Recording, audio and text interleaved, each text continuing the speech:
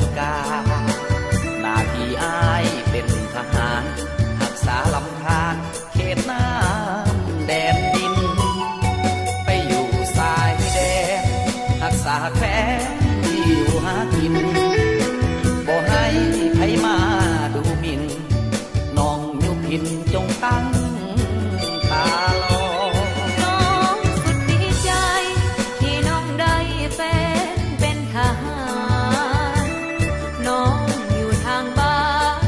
จะประสานเรียกงานตั้งต่อคอยเป็นแม่บ้านสาหรือนานน้องก็จะรอมีอ้ายคนเดียวนี่น้องย่านแต่พอทุนหัวเปลี่ยนใจลมหนาวก่อนแจ้งหัวใจสะอื้นให้นอนกอดปืน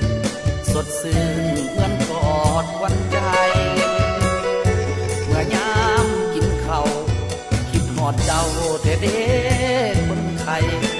เห็นนกน้อยง่อยกิ่งไม้ห้องมาใส่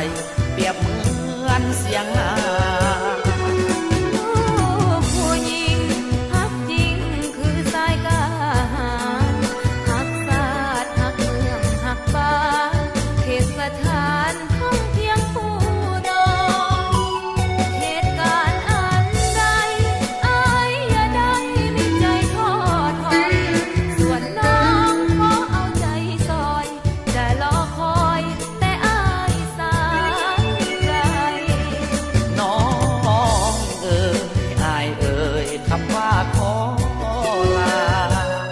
ท้ายเดือนให้มา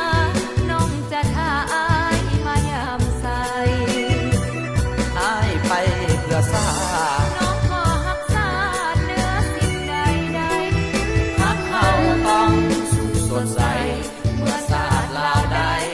มุ่งเมืองขาว